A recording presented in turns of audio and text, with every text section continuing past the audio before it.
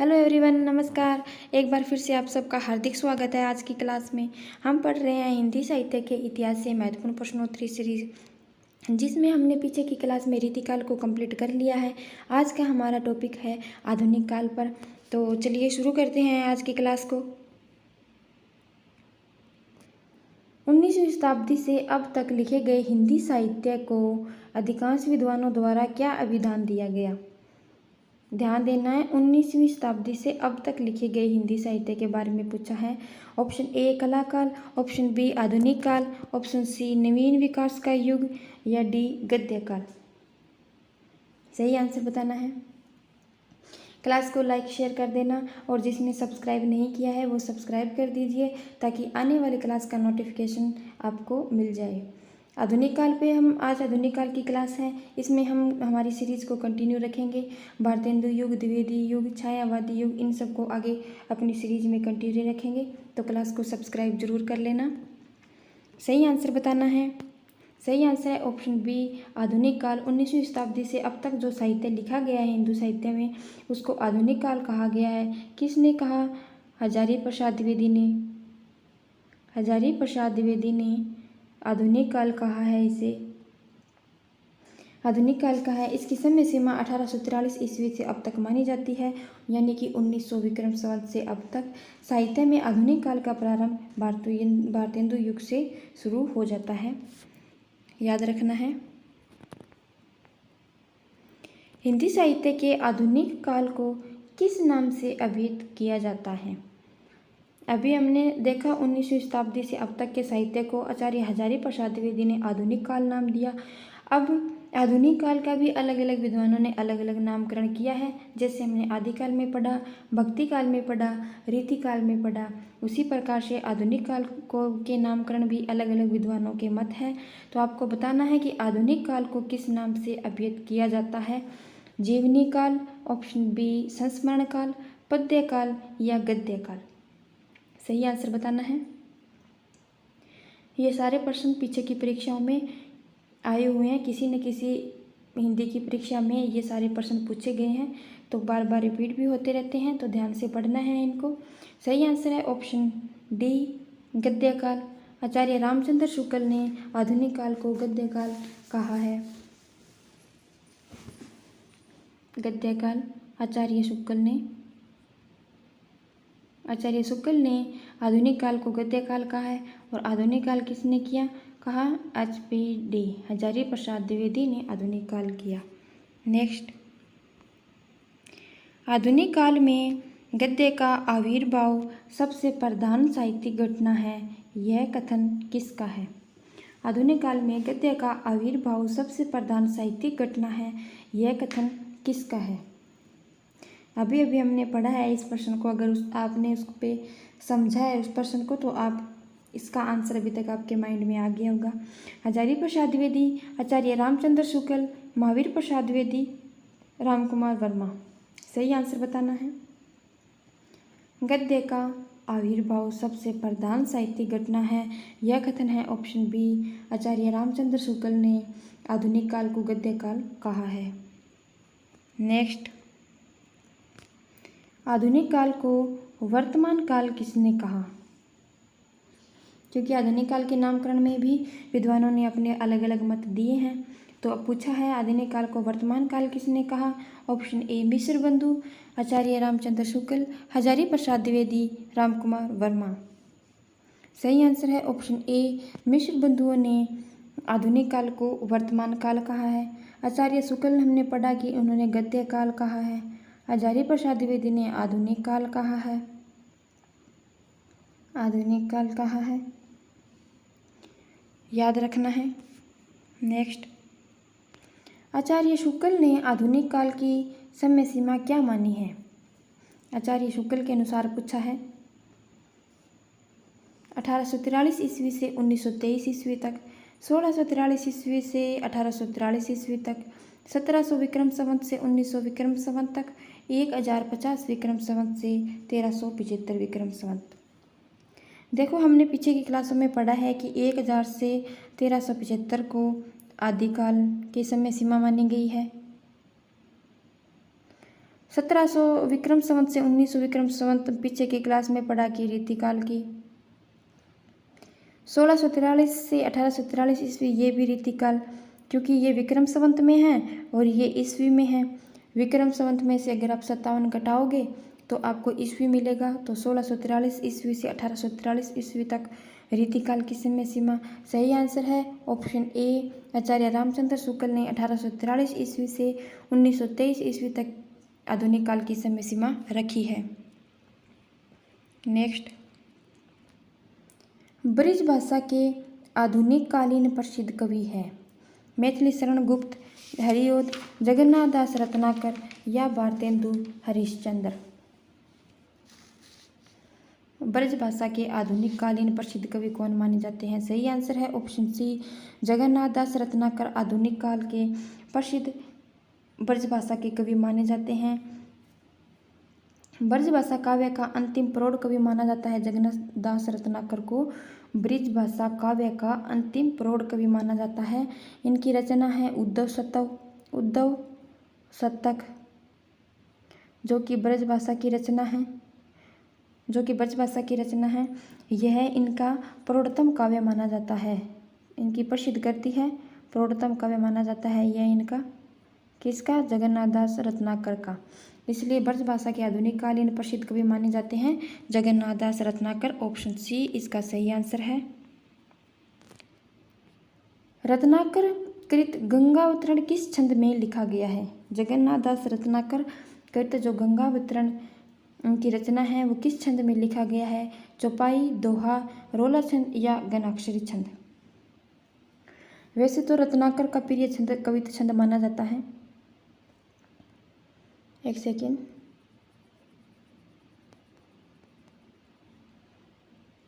प्रिय छंद इनका कविता छंद माना जाता है रत्नाकर का। आपको बताना है कि गंगावतरण किस छंद में लिखा गया है। सही आंसर है ऑप्शन सी, रत्नाकर कृत गंगावतरण जो इनकी रचना है वो रोला छंद में लिखी गई है। उद्धव शतक के लेखक हैं, तो इसका आंसर आपको पता ही है। ऑप्शन ए, जगन्नाथ दास रत्नाकर की रचना है उद्धव शतक, 1929 की रचना है, ब्रज भाषा है इसका। यह इनका प्रौढ़तम काव्य माना जाता है। यह पीजीटी परीक्षा में पूछा गया है प्रश्न। यह उद्धव शतक है जो कि भ्रमर गीत परंपरा का भ्रमर गीत परंपरा का काव्य माना जाता है उद्धव शतक। इसमें गोपी उद्धव संवाद इसका विषय है, प्रमुख विषय इसका गोपी उद्धव संवाद इसका प्रमुख विषय माना जाता है। तो ध्यान देना है, उद्धव शतक जो कि जगन्नाथ दास रत्नाकर की रचना है, प्रसिद्ध इनका प्रौढ़तम काव्य माना जाता है। विरह काव्य है, ये विरह काव्य है, विरह काव्य माना जाता है। 1929 की रचना है, भाषा इसकी ब्रज भाषा है। भ्रमर गीत परंपरा का जो काव्य है वो है ये, और गोपी उद्धव संवाद इसका प्रमुख विषय है, याद रखना है। इनमें से जगन्नाथ दास रत्नाकर की रचना नहीं है। जगन्नाथ दास रत्नाकर, गंगावतरण, हिंडोला, हरिश्चंद्र, भ्रमर गीत, आपको बताना है। एक इनकी रचना है उद्धव शतक, प्रमुख रचना है। गंगा विष्णु लहरी इनकी एक रचना है प्रमुख, गंगा विष्णु लहरी इनकी प्रमुख रचना है। गंगावतरण, हिंडोला, हरिश्चंद्र, भ्रमर गीत जगन्नाथ दास की रचना में से कौन सी नहीं है? सही आंसर ऑप्शन डी, भ्रमर गीत। ये तीनों रचनाएं जगन्नाथ दास रत्नाकर की है। भ्रमर गीत जो कि सूरदास की रचना है, सूरदास की रचना है भ्रमर गीत। और उद्धव शतक जो इनकी रचना है वो भी भ्रमर गीत परंपरा का काव्य माना जाता है, याद रखना है। आधुनिक काल के काव्य में कविताएं खड़ी बोली में लिखी जाने लगी, कविताएं ब्रज भाषा में लिखी जाने लगी, कविताएं केवल अवधि में ही लिखी गई जाती थी और कविताएं ब्रज व अवधि में लिखी गई, कविताएं ब्रज व अवधि में लिखी गई। बताना है कि आधुनिक काल के काव्य में कविताएं किस भाषा में लिखी जाती थी। सही आंसर है ऑप्शन ए, आधुनिक काल में जो कविताएं हैं वो खड़ी बोली में लिखी जाने लगी। क्योंकि इससे पहले है वो कविताएं ब्रज भाषा में लिखी जाती थी। गद्य का विकास ब्रज भाषा और खड़ी बोली दोनों भाषाओं में होता था। आधुनिक काल में जो गद्य का विकास है वह ब्रज प्लस खड़ी बोली दोनों में होता था। लेकिन आधुनिक काल का जो काव्य है, जो पद्य है, उसकी भाषा ब्रज भाषा थी। भारतेंदु युग में जाकर खड़ी बोली में रचनाएं लिखी गई और द्विवेदी युग में जाके गद्य और पद्य दोनों की भाषाएं खड़ी बोली हो गई।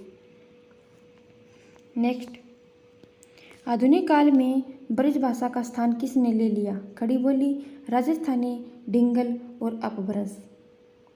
आधुनिक काल में ब्रज भाषा का जो स्थान था वो किसने ले लिया? सही आंसर है ऑप्शन ए, खड़ी बोली। क्योंकि आधुनिक काल में ब्रज भाषा की जगह खड़ी बोली का प्रयोग किया जाने लगा। इस काल में कविताएं भी खड़ी बोली में लिखी जाने लगी और कविताएं भी खड़ी बोली में लिखी गई और गद्य के लिए खड़ी बोली का प्रयोग होने लगा। याद रखना है कि ब्रज भाषा का स्थान आधुनिक काल में खड़ी बोली ने ले लिया।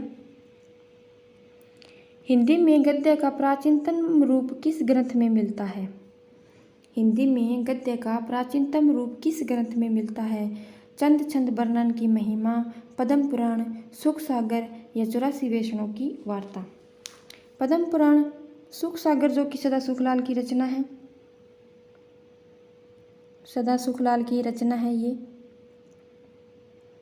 पद्म पुराण जो कि पंडित दौलतराम का है, पंडित दौलतराम की रचना मानी जाती है ये। चंद छंद वर्णन की महिमा, यह रचना गंग कवि की मानी जाती है, गंग कवि की मानी जाती है। गंग कवि की रचना है चंद छंद वर्णन की महिमा, गंग कवि की रचना है। खड़ी बोली गद्य की यह पुस्तक है। सही आंसर है इसमें ऑप्शन ए, हिंदी में गद्य का जो प्राचीनतम रूप है सबसे। सारी रचनाएं वैसे तो खड़ी बोली गद्य की ही है। चंद छंद वर्णन की महिमा है गंग कवि की रचना, यह भी खड़ी बोली गद्य की पुस्तक है। लेकिन पूछा है प्राचीनतम रूप किस ग्रंथ में मिलता है, तो इसका सही आंसर है ऑप्शन ए, 84 वैष्णव की वार्ता, जो कि गोकुलनाथ की रचना है। गोकुलनाथ की रचना मानी जाती है। इसमें वल्लभाचार्य के शिष्यों का वर्णन किया गया है। इसमें वल्लभाचार्य के 84 शिष्यों का जीवन वर्णन किया गया है। याद रखना है 84 वैष्णव की वार्ता यानी कि वल्लभाचार्य के 84 शिष्यों के जीवन का वर्णन है। गोकुलनाथ की यह रचना है और गद्य का प्राचीनतम रूप इसी ग्रंथ में देखने को मिलता है। हिंदी साहित्य में गद्य का विकास हुआ, पद्य के साथ साथ हुआ, पद्य के बाद हुआ, पद्य से पहले हुआ या इनमें से कोई नहीं? गद्य का विकास आधुनिक काल से ही माना जाता है, क्योंकि उससे पहले गद्य नहीं था। गद्य का सारा लगभग विकास भारतेंदु युग, द्विवेदी युग से हुआ है। तो आधुनिक काल में गद्य का विकास हुआ है और यह हुआ है पद्य के बाद। आधुनिक हिंदी साहित्य में गद्य का विकास पद्य के बाद हुआ है। लेकिन यह है कि आधुनिक काल में कुल मिलाकर गद्य ही अधिक लिखा गया, क्योंकि वहीं से नाटक, कहानी, उपन्यास, इन सब की निबंध, इन सब की रचनाएं आधुनिक काल से ही शुरू होती हैं। तो आधुनिक काल में कुल मिलाकर गद्य अधिक लिखा गया था और उसकी भाषा कौन सी थी? खड़ी बोली रखी गई। आधुनिकता को अपनी सुरक्षा के लिए अतीत से संबंध रखना चाहिए, यह कथन किसका है? एक बहुत इम्पोर्टेंट क्वेश्चन है, कोटेशन है, याद रखनी है, परीक्षाओं में पूछी गई है ये। आधुनिकता को अपनी सुरक्षा के लिए अतीत से संबंध रखना चाहिए, यह कथन किसका है? Option A, G.S. फ्रेजर का यह कथन है, याद रखना है। आधुनिकता के संबंध में कौन सा एक सही नहीं है? आधुनिकता एक सापेक्ष अवधारणा है। आधुनिकता का मूल आधार मानवतावादी दृष्टि है। सभी साहित्य की सभी विधाओं में आधुनिकता स्पष्ट दिखाई देती है। आधुनिकता विज्ञान व टेक्नोलॉजी के बगैर भी संभव है। तो सही आंसर ऑप्शन डी कि आधुनिकता विज्ञान और टेक्नोलॉजी के बगैर संभव नहीं है, यह कथन इसमें आधुनिकता के संबंध में सही नहीं है। बाकी आधुनिकता के संबंध की आधुनिकता एक सापेक्ष अवधारणा है। इसकी दृष्टि मानवतावादी दृष्टि मानी जाती है और साहित्य की जो सभी विधाएं हैं उनमें आधुनिकता स्पष्ट दिखाई देती है। जैसे निबंध, नाटक, उपन्यास, कहानी, सब में आधुनिकता स्पष्ट दिखाई देती है। तो याद रखना है ऑप्शन डी सही आंसर है इसका। निम्नलिखित संस्थाओं की स्थापना का सही क्रम बताना है। ब्रह्म समाज, प्रार्थना समाज, रामकृष्ण मिशन, थियोसॉफिकल सोसाइटी। इनका सही क्रम बताना है आपको, सही आंसर बताना है। सही आंसर है ऑप्शन ए ब्रह्म समाज जो कि 1828, प्रार्थना समाज जो कि 1867, रामकृष्ण मिशन जो कि 1897,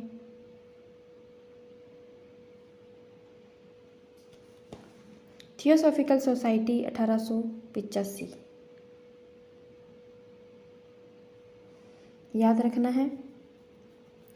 ब्रह्म समाज जो कि राजा राममोहन राय का है, ब्रह्म समाज राजा राममोहन राय का है, प्रार्थना समाज के सत्येंद्र सेन, और रामकृष्ण मिशन की स्थापना किसने की?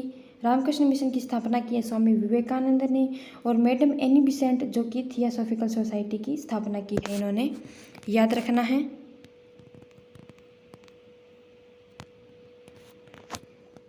हिंदी गद्य का ठीक परिष्कृत रूप पहल हरिश्चंद्र मैगजीन में ही प्रकट हुआ, यह कथन किसका है? यहाँ पहल होगा, याद रखना है पहल। हिंदी गद्य का ठीक परिष्कृत रूप पहल हरिश्चंद्र का में ही प्रकट हुआ है, यह कथन किसका है? हजारी प्रसाद द्विवेदी, रामविलास शर्मा, आचार्य शुक्ल या बच्चन सिंह? सही आंसर है ऑप्शन सी आचार्य रामचंद्र शुक्ल की यह कोटेशन है कि हिंदी गद्य का जो ठीक परिष्कृत रूप है वह हरिश्चंद्र मैगजीन से हुआ। हरिश्चंद्र चंद्रिका किसकी है? भारतेंदु हरिश्चंद्र की है, भारतेंदु हरिश्चंद्र। हरिश्चंद्र का पहले हरिश्चंद्र इस पत्रिका का नाम पहले हरिश्चंद्र मैगजीन था, हरिश्चंद्र मैगजीन, हरिश्चंद्र मैगजीन पहले इसका नाम था। फिर 8 अंकों के बाद इसका नाम हरिश्चंद्र चंद्रिका कर दिया गया। तो यह किसकी पत्रिका है? भारतेंदु हरिश्चंद्र की पत्रिका है। और गद्य का पहले ठीक परिष्कृत रूप हरिश्चंद्र चंद्रिका में ही प्रकट हुआ है, यह कोटेशन आचार्य रामचंद्र शुक्ल का है। याद रखना है। निम्नलिखित में से कौन सा भारतेंदु मंडल का कवि नहीं है? भारतेंदु मंडल का कौन सा कवि नहीं है? प्रताप नारायण मिश्र, बद्री नारायण चौधरी, प्रेमगन, बालकृष्ण भट्ट, राजा लक्ष्मण सिंह। सही आंसर बताना है। सही आंसर ऑप्शन डी राजा लक्ष्मण सिंह भारतेंदु मंडल के कवि नहीं हैं। बाकी प्रताप नारायण मिश्र, बद्री नारायण चौधरी और बालकृष्ण भट्ट ये तीनों भारतेंदु मंडल के कवि माने जाते हैं। नेक्स्ट, ईसाई पादरियों ने किस प्रकार हिंदी गद्य के प्रसार में अपना योगदान दिया? इसका आंसर आपके माइंड में आ गया होगा कि ईसाई पादरियों ने किस प्रकार से हिंदी गद्य का जो प्रसार किया गया आधुनिक काल में उसमें योगदान दिया। उन्होंने गद्य लेखन पे पुरस्कार दिए, सवै हिंदी गद्य में लिखा, बाइबल का हिंदी में अनुवाद कराया और उसे बांटा। सही आंसर है ऑप्शन सी, उन्होंने बाइबल का हिंदी में अनुवाद कराया और उसका प्रचार किया। याद रखना है। सुख सागर की विषय वस्तु संबंधित है, पूछा गया सुख सागर की विषय वस्तु क्या है? भागवत पुराण, विष्णु पुराण, गरुड़ पुराण, दक्ष वेवर्त पुराण। सुख सागर की विषय वस्तु पूछा गया है। सुख सागर की विषय वस्तु है ऑप्शन बी विष्णु पुराण।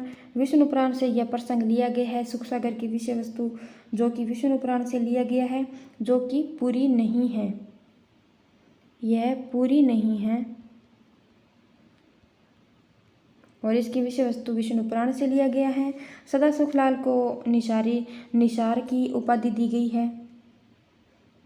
सुख सागर किसकी रचना है? सदा सुखलाल की।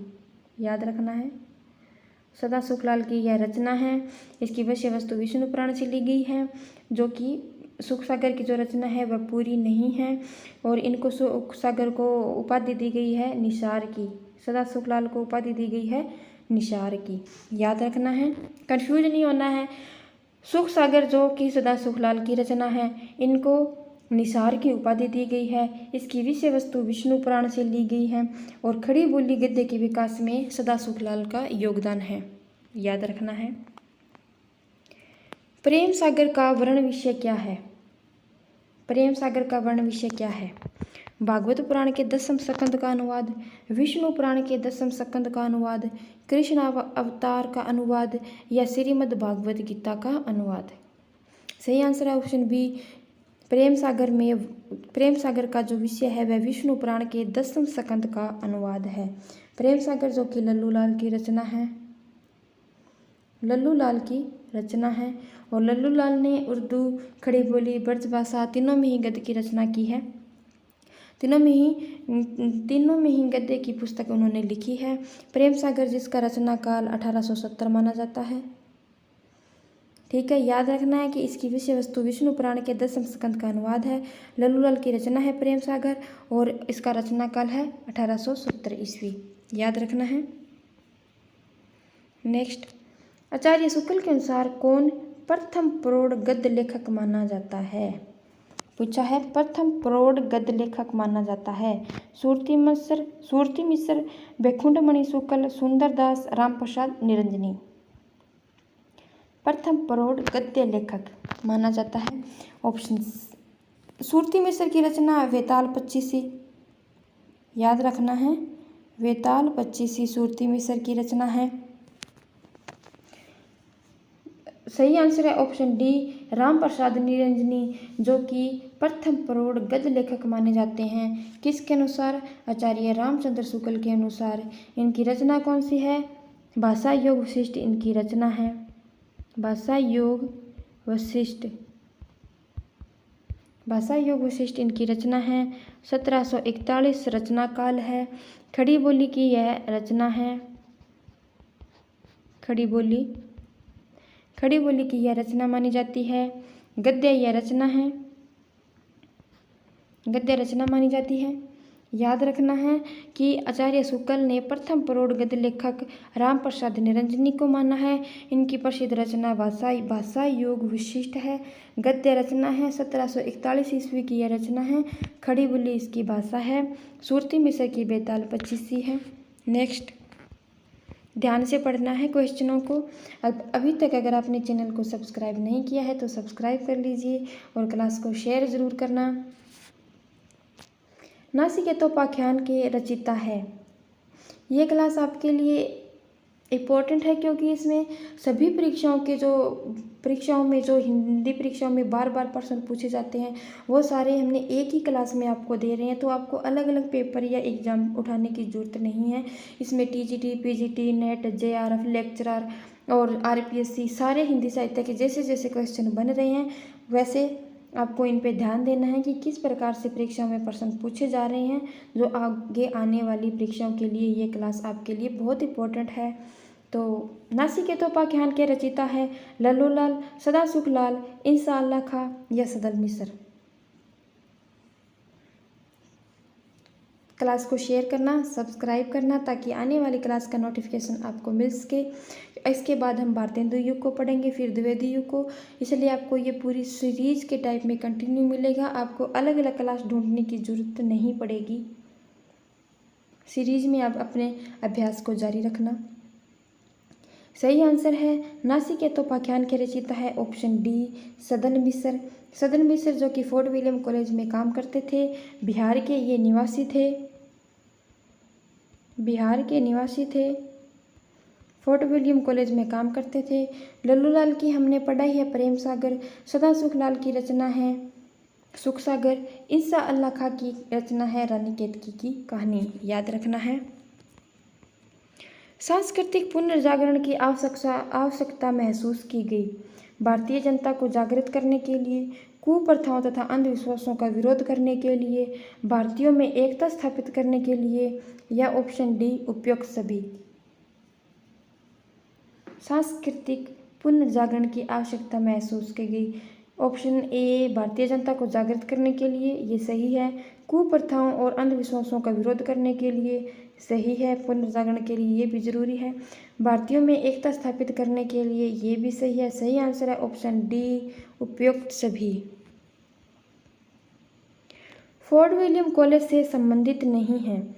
लल्लूलाल, सदा सुखलाल, सदन मिसल या Ram Prasad Niranjani? Fort William college से संबंधित नहीं है। लल्लूलाल की हमने पढ़ा प्रेम सागर, सदा सुखलाल की सुख सागर, तीनों पढ़ लिए हमने। सदन मिसर की नासिक के तोपाख्यान,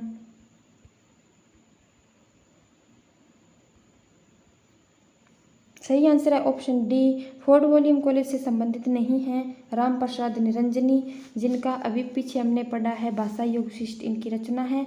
आचार्य रामचंद्र शुक्ल ने इन्हें प्रथम प्रौढ़ गद्य लेखक माना है। और फोर्ट विलियम कॉलेज से संबंधित है लल्लूलाल संबंधित है, सदा सुखलाल संबंधित है, सदन मिसल संबंधित है और एक और है इंसा अल्लाह खां, जो कि फोर्ट विलियम कॉलेज से संबंधित है। इनकी रचना है रानी केतकी की कहानी। रानी केतकी की कहानी याद रखना है। सारे क्वेश्चन इंपॉर्टेंट हैं और हम एक एक क्वेश्चन को व्याख्यायित भी कर रहे हैं, तो आपको ध्यान देना है। रानी केतकी की कहानी के रचयिता है, जैसे ही मैंने ये प्रश्न पढ़ा आपके माइंड में इसका आंसर आ गया होगा। सही आंसर है ऑप्शन ए, इंसा अल्लाह खां की यह रचना है रानी केतकी की कहानी। इसका एक अन्य नाम उदयभान चरित भी कहा जाता है। इसको उदयभान चरित, तो कभी प्रश्न पूछा जाए उदयभान चरित के लेखक इंसा अल्लाह खां, रानी केतकी की कहानी के लेखक इंसा अल्लाह खां। रानी केतकी की कहानी को उदयभान चरित कहा जाता है। रचना काल इसका 1803 माना गया है। और इंसा अल्लाह खां जो कि उर्दू के प्रसिद्ध शायर माने जाते हैं, उर्दू के प्रसिद्ध शायर भी माने जाते हैं, याद रखना है। इनमें से कौन सी रचना लल्लूलाल की नहीं है? हमने पहले ही पढ़ लिया कि प्रेम सागर लल्लूलाल की रचना है। आपको बताना है सियासन बत्तीसी, लाल चंद्रिका, प्रेम सागर या बेताल पच्चीसी, इनमें लल्लूलाल की रचना कौन सी नहीं है? सही आंसर है ऑप्शन डी। हमने पढ़ा था कि बेताल पच्चीसी सूरती मिसर की रचना है। सियासन बत्तीसी, लाल चंद्रिका, प्रेम सागर, ये सारी रचनाएं लल्लूलाल की मानी जाती हैं। असत्य कथन को चुनना है। राजा भोज का सपना, शिव प्रसाद सितारे हिंद, आईने अकबरी, लाला हीरा लाल, श्रृंगार रसमंडन, गोसाई विठलनाथ, भाषा योग विशिष्ट, सदल मिसर। अगर आप क्लास को ध्यान से देख रहे हो तो इसका आंसर अभी तक आपके माइंड में आ गया होगा। राजा भोज का सपना जो कि शिव प्रसाद सितारे हिंद की रचना है, सही है।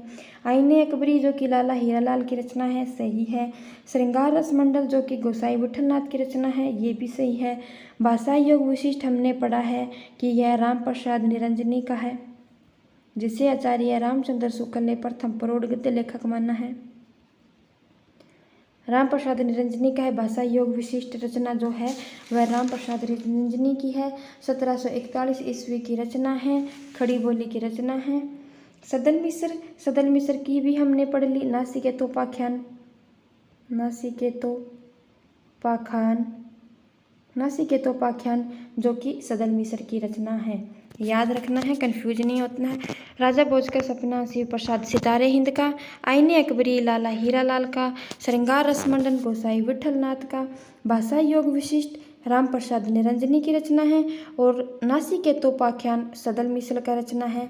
सही आंसर है ऑप्शन डी, याद रखना है। प्रारंभिक गद्य की भाषा थी, प्रारंभिक गद्य की भाषा थी खड़ी बोली, ब्रजभाषा, अवधी या अपभ्रंश? ऑप्शन डी, अपभ्रंश।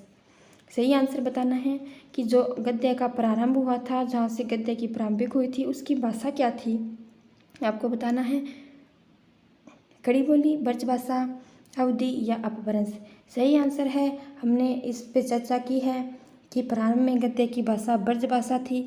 भारतेंदु युग द्विवेदी युग में जाते जाते गद्य और पद्य दोनों की भाषाएं खड़ी बोली में बदल गई। बाद में गद्य की भाषा खड़ी बोली, फिर पद्य की भाषा ब्रजभाषा के रूप में आई, फिर द्विवेदी युग के बाद जाते जाते पद्य की भाषा को भी खड़ी बोली में किया गया।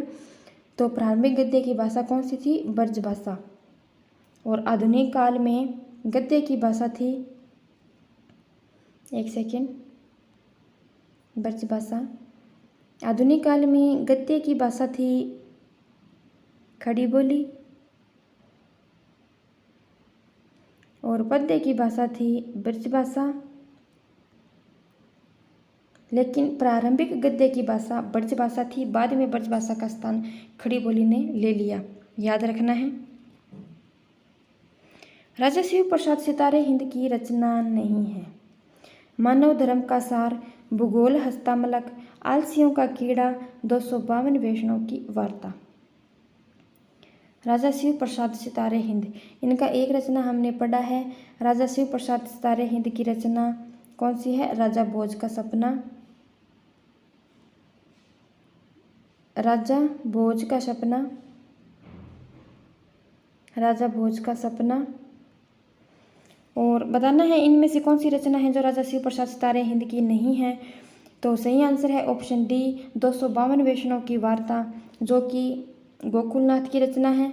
252 वैष्णव की वार्ता और 84 वैष्णव की वार्ता, दोनों रचनाएं गोकुलनाथ की है। 84 वैष्णव की वार्ता में इन्होंने बल्लभाचार्य के 84 शिष्यों के जीवन का वर्णन किया है और 252 वैष्णव की वार्ता में इन्होंने विठलनाथ के शिष्यों का जीवन वर्णन किया है, याद रखना है। मानव धर्म का सार राजा शिव प्रसाद सितारे हिंद की रचना है। भूगोल हस्तामलक, यह भी राजा शिव प्रसाद सितारे हिंद की रचना है। आलसियों का कीड़ा, राजा शिव प्रसाद सितारे हिंद की रचना है। राजा भोज का सपना भी सितारे हिंद का है। सही आंसर है ऑप्शन डी, 252 वैष्णव की वार्ता गोकुलनाथ की है, जिसमें इन्होंने विठलनाथ के 252 शिष्यों के जीवन का वर्णन किया है। तो चलिए आज की क्लास में इतना ही। यह क्लास आपके लिए इम्पोर्टेंट है और हम इसमें सीरीज में निकाल रहे हैं ताकि आपको अलग अलग क्लासें ना देखनी पड़े। कंटिन्यू आप अपने प्रैक्टिस को जारी रखिए। तो अगर आपको क्लास पसंद आई तो लाइक करना, शेयर ज़रूर करना, कमेंट में बताना कि क्लास आपको कैसी लगी, समझ में आ रही है कि नहीं, आगे आपको क्या पढ़ना है ये कमेंट में ज़रूर बताना और चैनल को सब्सक्राइब ज़रूर करना ताकि आने वाले क्लास की नोटिफिकेशन आपको मिल जाए। तो चलिए, थैंक यू।